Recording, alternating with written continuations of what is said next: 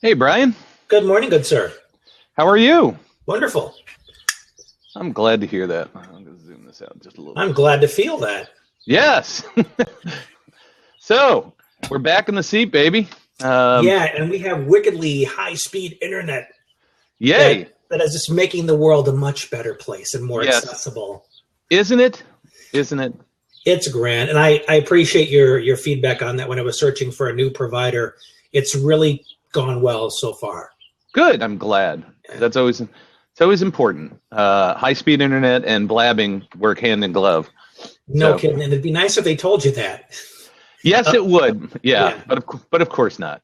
that would make it too So, easy. yep. So we got an open seat if anybody wants to jump in. It just looks like it's the two of us. So, hey, let's continue off where we left off last time because I don't remember where we left off last time. Man, it's been so long. Yeah. Well, let's start off with, start off by introducing yourself again, what you've been working on and that kind of stuff. So Well, how'd you get to be where you're at now? That's the question. well, how did I get to be where I'm at now? A series of let's just back up. The saying that in necessity is the mother of invention Yes. really applies to my life because my professional shifts have all occurred because a life circumstance required me to shift my focus. Mm-hmm. Now, I was all poised to go and study psychology when I graduated from high school, but I got cancer. Hmm. And then I had to deal with the emotional aftermath of that. I worked with a social worker, and then that really showed me the power of social work. So that's what I ended up going to school for. Mm-hmm. Then when I came out of school, I was going to work with cancer patients. I had a job in hospice. And then I ended up with 3 boys on the autism spectrum. Hmm. And I had to become an overnight expert practically on how to advocate for them, how to raise them in spite of their challenges. And so I gravitated then towards helping that population. And Mm-hmm. that's what I've been doing for the past 8 years. But then I got burnt out on it and started asking myself, well, what's next for me? And as people heard my story of growing up with ADHD and dyslexia and not knowing it, my cancer experience, I have a physical condition which can be very disabling at times. Colleagues kept saying, man, you're so resilient. You should be teaching that. Mm-hmm. Then I kind of hung it out there a little bit for people to take a look at it. And it didn't resonate as well. People didn't really get a sense of what did that mean to be resilient. Or Right. they'd say, I'm resilient enough. Mm-hmm. I'm good. And so I did some more soul searching and asked myself the question, what could I get up every morning and be excited about teaching? What could I talk about all day long and never get tired of it? And what I came to realize is that mindfulness and meditation is my love. Mm-hmm. I've been practicing Zen meditation for the past 20 plus years. I had the privilege of studying under a Zen master. And I love it. I love it. I love it. Didn't know how to monetize it, but I love it. Right. So what I started doing was putting it out there just to see what the response was. And the response has been surprisingly good. Good. People telling me, hey, man, I need to be more mindful. I need to be more calm. I'm sick of my busy mind keeping me awake at night. And that's one of the main things that mindfulness addresses. So I started putting it out there more and offering specific solutions and insights. And now I'm getting discovery calls from entrepreneurs who want to learn more about what I do and what I can teach them. So all evidence points towards the fact that I'm on the right track here. And I'm looking forward to seeing where it goes. Awesome. Hey, if anybody else wants to jump in, if you want to, ask some questions and stuff like that, feel free. The seat's open. I'd love to hear from you. And so great. So now you're helping clients basically figure out their mindset. Is that what you're doing? Mindset's a big part of it. And so much of it is really refining their awareness and where they put their attention. Because I don't know about you, but one thing that is really common about the mind is that there are thoughts that intrude all day long. Oh, yeah. And not all of them are supportive ones. Right. So learning to be mindful really helps you to create a laser focused awareness and attention so that when those things come in, you see them momentarily and say, you're not useful. And you're able to let it fly on by and return your attention to what it is you do want to focus on. Right. as opposed to jumping on and riding every horse that shows up.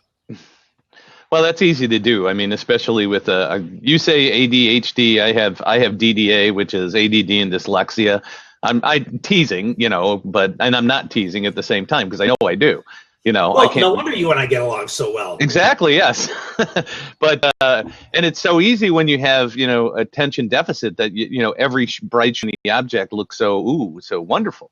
Yeah. And I'm with you. I mean, through the course of the last couple of years, I've worked with a lot of coaches. Matter of fact, my blog or my podcast today is on how those coaches helped me. And I've worked with different coaches for different things.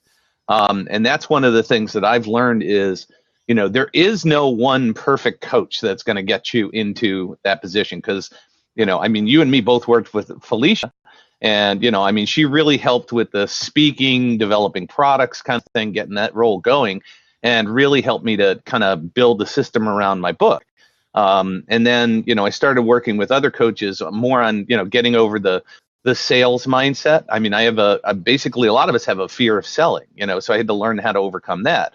Worked with a true mindset coach to understand relationships with money.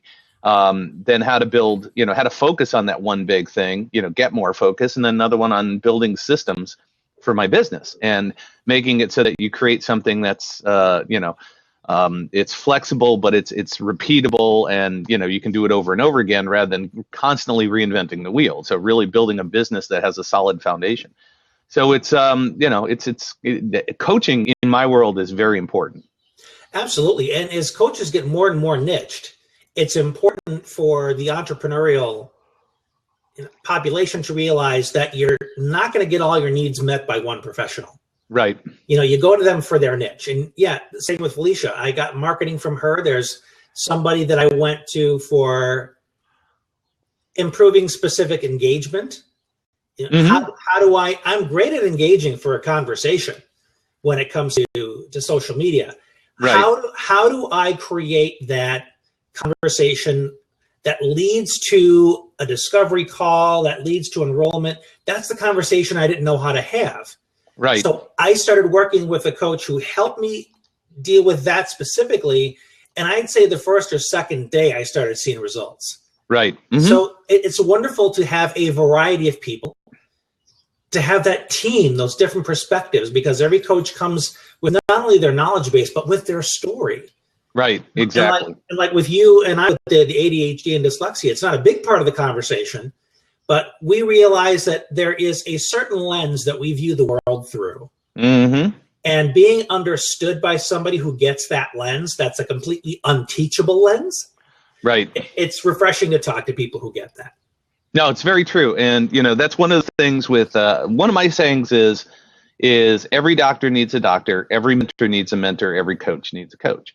And so it really is super important to get that other perspective, because sometimes you don't know what you don't know, and you can't see what you can't see. And that's so important to get that outside perspective to really help you kind of focus in on what's going to make you successful faster.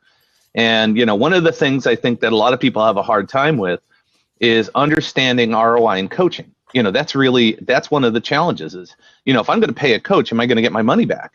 Then can I make more money on it? Because, just coaching, and one of the things I say in marketing world is marketing should never be an expense. It should always be an investment. You should make more money than you spend.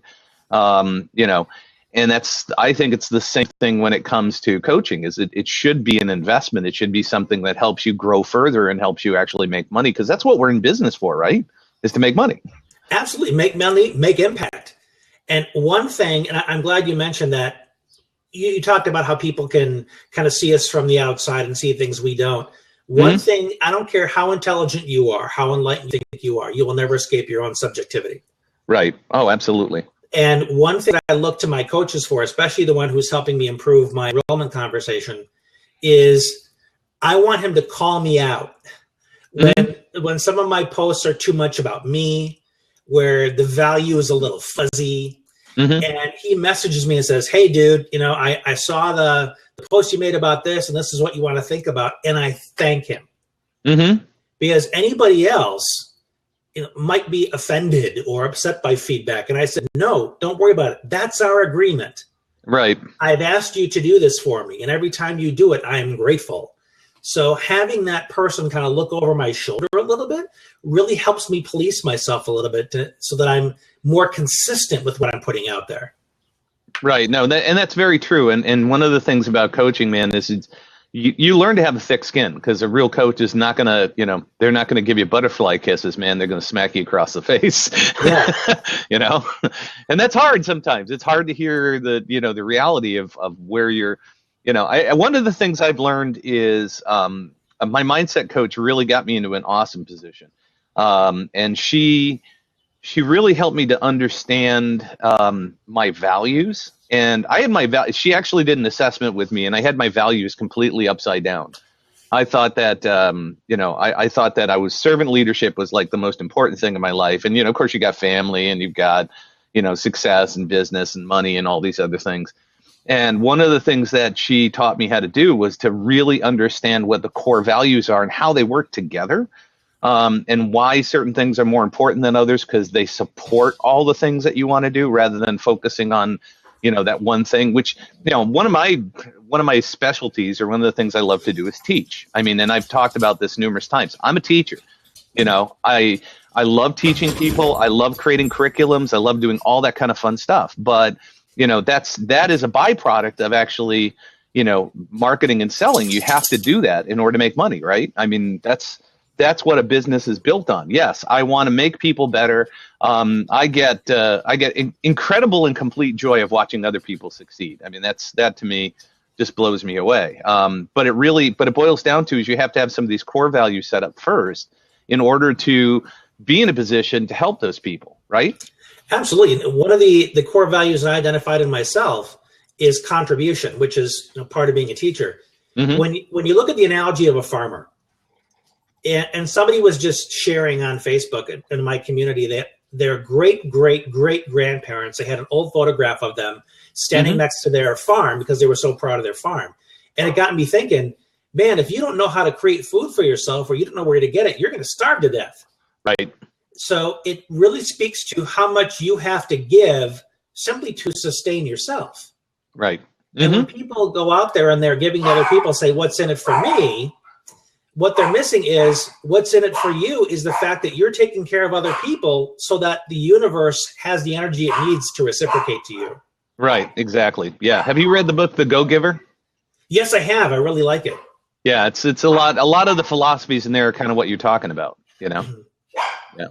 And then how do you feed yourself? I mean, I'm just kind of curious, what did you identify from doing that exercise with your coach as to what the focuses needed to be in terms of your values?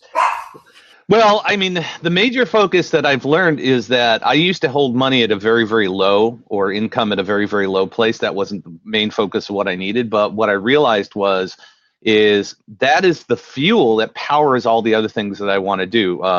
To be, in the community, to take care of my family, to, enjoy my friends and things of that nature. And I used to put it very, very low on the totem pole. And it's not like I'm totally money focused, but I understand its relationship with all the other things that are out there. So, it's more focusing on having goals set for that, where I didn't necessarily have goals. And, I've never really had a problem. I've always been successful. I've got a decent, a very good business for the past 15 years. It was just the mindset shift that really kind of helped me focus on the one things, or the things that I need to do in order to really start to see the kind of success that I want to have. And that was huge.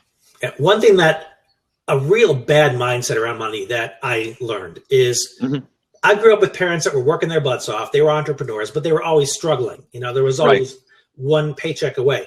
But one thing that I learned subconsciously is that when you complain about money or not having enough money, people will show up to support you. Oh, mm-hmm. It'll be okay. It'll all work out.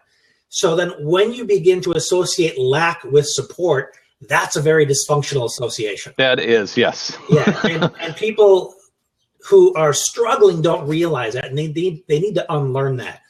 So mm-hmm. the way my money mindset has shifted because of my own money coach is to realize that folks like you and I want to play at a bigger level. We want to make a bigger impact and serve people. And money is an energy. It's Mhm. a vehicle that allows us to provide for more people. Right. So I don't see making more money as remotely selfish, because I'm immediately thinking of how am I going to use it to serve others. And when I think of it that way, I'm perfectly comfortable with the idea of making a lot more money. Yeah, absolutely. Well, one of the things that I've learned along the way through this journey is, and a friend of mine actually told me this. He says, "Do you know what?" He held up a dollar bill and he says, "Do you know what this is?" And I said, "Yeah, it's a buck." He says, "No, it's a certificate of appreciation. And the more value you provide to people, the more they will appreciate you with this thing." And so you have to look at it as just that. The more value you provide, the more people will appreciate it and be happy to part with that for you. And if you change your mindset on that and really look at it as like a gold star, as opposed to, a root of all evil. I mean, I was born and raised Catholic. I joke about this all the time. Is my mother was a travel agent for guilt trips, and that's one of the things that money kind of has a negative connotation to it, as opposed to something that's used as a tool. And there's lots of other mindset shifts. I mean, it's knowing. One of the other things I've learned through this journey is figuring out who the perfect customer is. I used to work with people. I mean, basically, if they breathed and had a wallet or a purse, they're a potential customer. Now, I really focus in on people that are, really, they really want to make change. Number one, that's the key thing. Because I'm a marketing coach. I mean, that's what I do. I help people with their online marketing, period. So they have to want to. They have to want to be a participant. They're going to want to change. And the other thing that's super important to me is that I want people to be able to read a balance sheet or P&L statement, or both. And the reason I say that is because the people that actually read their books, that know how to do that, understand return on investment, and they're the ones who truly appreciate, the end game more. I don't know if you saw that one testimonial video I put up. But it's somebody that's in my system. I mean, she literally, through a mindset shift and learning how to market herself better, I mean, she's literally going to make 5 times more this year than she did last year. Wow. Yes, seriously. And it was really beginning to understand, how to target, how to market to the right people, how to price herself, to where she needed to be for the specific services that she was doing. She had no idea of any of these things. So, that's what we're looking at is, people that actually want to do the work and can see the return on investment. And that's, she wouldn't have known that. I actually forced her. I said, I want you to go, and she uses FreshBooks. I said, go in and use FreshBooks, and I want you to see where you're at. And, now she's really focused on that. And she's realizing that not only is she making more money, but she's providing more value and can do more things for the client she's working for. And she really gets it. You know what I'm saying? Oh, yeah. That's one of the reasons why I shifted from working with families to working with entrepreneurs, because they show up action-oriented. Mm-hmm. They're goal-focused. They want growth. That's why they're in it. So there's not a one of them that I have to pull along or motivate them. They come to the conversation ready to do that. I just need to give them some tools and direction. Right. So what kind of things are you doing? I mean, what are the things that you're helping people with? One of the things that I help a lot with is people that have anxiety. There's always this dread of, what if it doesn't work? What if I fail? What if I look bad? And I have to help them unlearn that fear and turn it into confidence, so that one of my own podcasts I call Turning Failure into Fuel. Because it's, how do you take that, first of all, that relationship to failure, which tends to be very defeatist and self-critical, and turn it into something more useful. And one of the things that a lot of real big-time entrepreneurs realize is that failure is feedback. It tells us how effective we're being in our actions. It's useful information. It's nothing that makes this overall judgment or assessment about our value as a human being. Right. Because people will assign I statements to failure. I'm dumb. I screwed up. I'm stupid. Completely useless relationship. It needs to be more along the lines of, that's interesting. How did that happen? What do we learn from what just occurred? And you take it as information, you process it, you incorporate it into your action plan. So if you need to tweak things to get better results, you do so, and you continue to take action until you get the desired result. So that's Right. one of the essential shifts that I help people make. And what are some of the outcomes that you've seen from some of that? People that become much more unstoppable, when they realize that they were simply needed to tilt their lens in relationship to it. They're not afraid of things going in other than desirable way. In fact, they anticipate it. They're hungry for it. They go from I hope this doesn't happen to let's see what happens. They're much more curious, have an increased sense of wonder, and they take more action more often. They have more failures, and they get to success faster. Well, that's huge.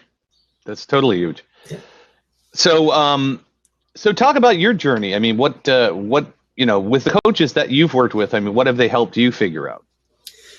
Well, one of the biggest things that I've been able to overcome is taking myself seriously. Because when you take yourself seriously, you tend to get caught up in the fact that I'm the best. I'm the only one who can make this difference, and the more you get into coaching communities, the more you realize, hey, there are a lot of people out there doing the same thing. You're not as special as you once thought. And the more you think you're special, the easier it is to get your feelings hurt. When you have an enrollment call and they decide not to work with you, you say, man, this person's dumb. When the reality is, no, they're not. They're an informed consumer, and there are a lot of choices out there. And if they don't want to work with you, that's okay. Right. There are 7 billion people in the world. If they don't want to work with you, okay, keep putting your message out there. You'll connect with somebody else, and maybe they'll want to work with you. Right. But realizing that you're part of a bigger whole, as opposed to this island that people should be smart enough to work with. I mean, just letting go of that egotism is very, very big. Right. And learning how to be much more authentic and much more focused. Focus is a big challenge for me. And you can relate to that. Yes, and I can. Sometimes I think I'm being focused when the reality was, no, I was focused on whatever shiny object had my attention at the moment. But I wasn't focused in terms of an overall message and plan. So that's one thing that my coaches have really helped me get a handle on better, especially lately. Yeah, no, focus is big. And with focus, and that's with the systems and things that I've been able to put in place. I don't know if you saw this, but I was able to write a book in a month. I mean, and it's a full, 150-page book, because I was so focused on developing the content and making sure that everything was aligned, that I was able to get it done that fast. We're awesome. Normally, the last book took me, probably 3 to 6 months, where this one, I was able to get it done in 1 month. It's already, the editor's gone through the 8th chapter. It's 12 chapters plus an intro plus a forward, maybe a closing, but it was the process itself got so just laser focused and easy to do that I was blown away. I mean, just by creating that system, it really helped me to focus in on exactly what the goals were, what the deliverables are. And so now I've got a book, I've got a course, I've got, tons of stuff to market to, all because of that system being put in place. Yeah, I saw your posts about, okay, I'm done with this chapter. I just have this many more chapters to go, and you are whipping through it. Oh, yeah. I wrote 5 chapters last weekend. I mean, literally 5 chapters in a weekend. And that was, and it's not a small book. It's 37, it's probably more like going to be 40,000 words when it's all said and done. So it's a good chunk. It's a good sized book. So, yeah, it was an amazing experience. And now I can utilize that same thing to do it again. So, I've got a second book in the works, which is it's probably not as big number of chapters wise, but each chapter is going to be longer, because I'm doing I'm creating a system called leveraging LinkedIn for sales. So it's really geared towards sales teams, sales managers. And that's another, again, using that same system, I'll be able to develop all of those tools and then have another book to be able to have out there on the market. And the book becomes a handful of different things. I mean, it also becomes, I'm turning each chapter into its own blog. So it has its own blog. I have PowerPoint slides that are going up on SlideShare at the same time. So all of this is part of that system to draw more people in, so it's a complete, not only is it deliverables, but it's also a system for attraction. Wow, that is some serious repurposing. Yes, exactly. Yep. And that's the Very, last very chapter of the nice. book. It's called repurposing. It's all about developing content and the system that I put together is very solid. And one of the coolest thing too is I was teaching last week. I was down at Olivet Nazarene, and they had me do 4 presentations across the day. The first one was to a PR class on podcasting, and then I talked to the Chamber of Commerce, and I was talking to them about my system. The next one was I was invited into a global marketing class, and what I did for them was actually pull out analytics on the podcast and show them all of the different countries that are listening to this. So having some content out there, is just another way of broadening your world reach. I mean, the number 2, 3, and 4 for my podcast is Canada, the UK, and Germany. I mean, those are the top ones that the podcast is getting to. And then also showing analytics inside of Google and showing how the reach is there. And then the 4th thing that I got to do was talk to a PR club. And when it was all said and done, as I was driving home, I realized that my original book, It's Not About You, It's About Bacon, is as solid now as it was then. It really hasn't changed because the principles of it, of understanding how to market online, it worked throughout all of those 4 courses. And because the last thing I did was a presentation on the book. And the other nice thing about it is the college is going to actually accept that as a book for next semester, next year. They're going to use the book and the workbook as part of a course. So, That's incredible. So it was a beautiful day. But what I realized is that, having that system in place, I didn't even realize I had that system in place when I wrote the book. But now it's 100. It's so solid, man. It blew me away. You know what I'm saying? Yeah. One thing that really speaks to is that even though the tools change, right, what you're trying to accomplish there remains the same. I mean, I'm a big fan of a new technology called Anchor, which is it's a back and forth audio conversation, but it remains the same. You're there to provide value to whoever's listening. You want to offer them some tip or something that gets their mind gelling a different way and positions yourself also as a thought leader who can continue to provide that value for them. Yeah, I saw that. I actually jumped on after I saw you using it, and it was kind of fun. And I found a handful of friends on there. My favorite thread so far was Joel Comm asked, "Tell me a joke," and he told the joke, and he had 40 people, one right after the other, just telling jokes. I mean, it was a blast. And Joel is definitely an innovator when it comes to that kind of thinking. When I like watching him a lot because he reminds us that it doesn't have to be that complicated. Right. We can just keep it simple. And I do my best to remind myself of that each day. And if I forget it, he'll remind me. Yeah. Well, and the thing about it is he's kind of a thought leader he's trying different things. He sees the value. The biggest thing that he's talking about right now is things like Blab and Periscope and, video marketing tools, Facebook Live, all of those things. I mean, it's, again, like you said, this is all content. That's all it is. We're talking through things. We're creating content. We're developing content. I mean, the coolest thing about Blab is when you're done with it, it emails you the audio file and the video file. I know people that are turning their Blabs into podcasts. That's what I do. Yeah. So it's really super easy to do. And then there's other people that actually take their Blabs and get them translated and turn them into ebooks. So it's just incredible when you start to look at all of the content that's being generated and how to repurpose it. It becomes an amazing tool out there. But this is one of the stories that I tell a lot is back when I opened my recording studio in 1979. This was a basement studio. There were no printers or anything like that, laser printers and things. That wasn't there. I did have a dot matrix printer and an Atari 400. And the way I did a newsletter, because I actually did a physical print newsletter. And what I did was actually print it out in columns, about that thin. And I create columns on the Atari, and then I'd literally cut it out with the scissors and paste it to a piece of paper with a header that I designed, and take it to a printer, and then have them printed and put in the mail. The thing about that is the messages were the same, just the delivery platform was different. And so you can still do that today, but it's all the other things. It's email, it's Blabs, it's a Facebook, Twitter, whatever it is that you use, right? Well, dang, one thing I'm doing today is I'm going to create a list of all the ways I can repurpose things. Yes. because I tend to just go by, oh, yeah, that's right. I could transcribe this and turn it into a blog post.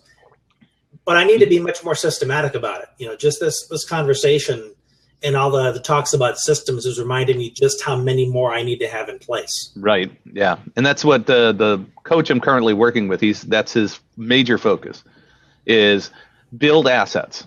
That's what he calls it. He says you're building assets all the time. And these assets, just like anything else, need to be invested, Wow.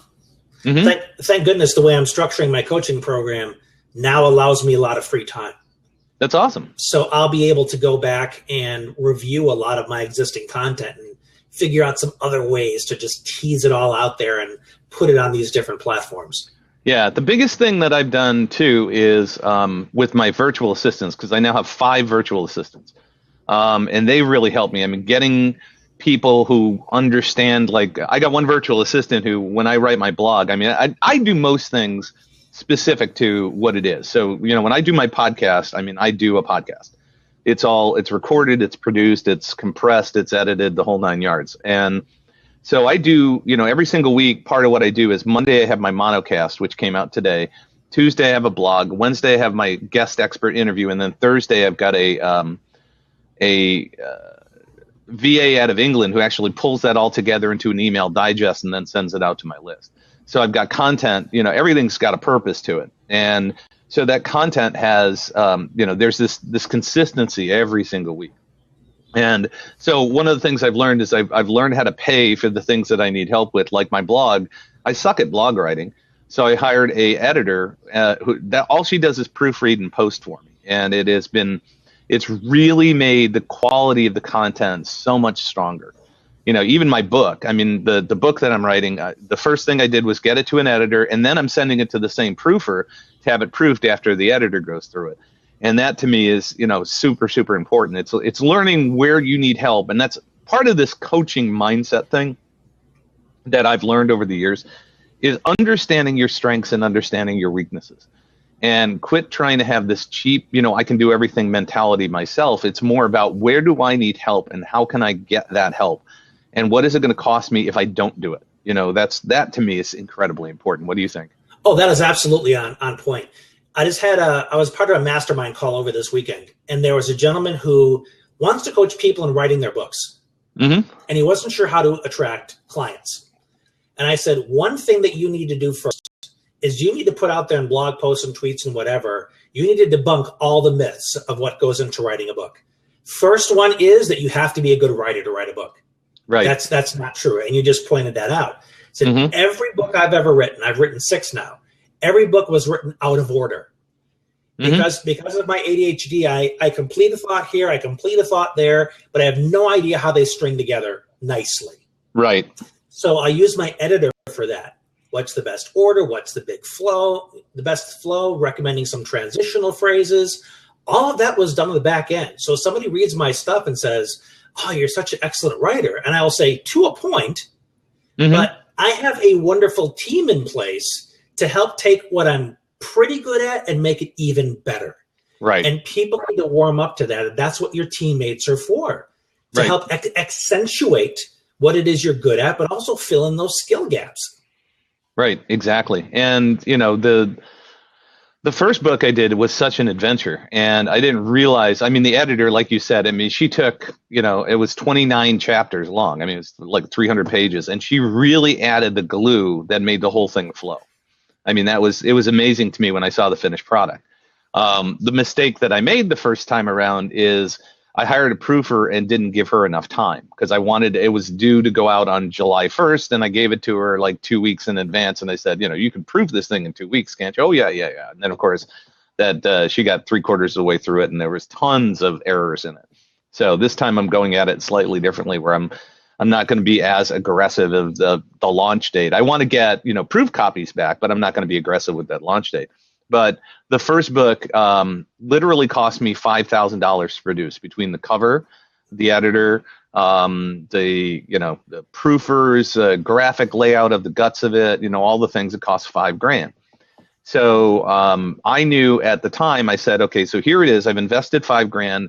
I need to figure out where my break-even point is. And I was making an average of $7 a book, between selling them in live and selling them through Amazon, through their store. So on average, I was making $7 a book, which means I had to sell, somewhere between 800 and 1,000 books to break even when it was all said and done. And that was the goal. And that's what I focused on, that goal, and bada bing, bada boom, I did it, and now, I've sold 3 times that, if not more, Boom. Yeah.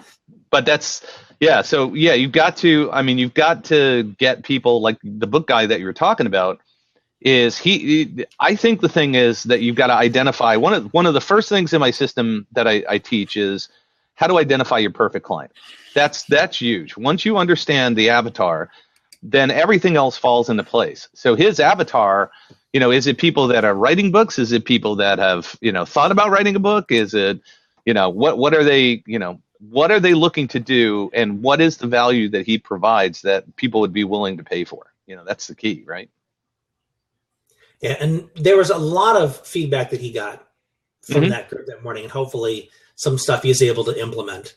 Well, what was some of the feedback? Well, some of the feedback was, go where writers are. There are so many people that are in writers groups and blogging groups all over Facebook and so on, LinkedIn groups, and see what people are talking about. What are their problems? Right. What are they struggling with? And then just show up and say, hey, I've got some ideas for you, if you want to schedule a call or something.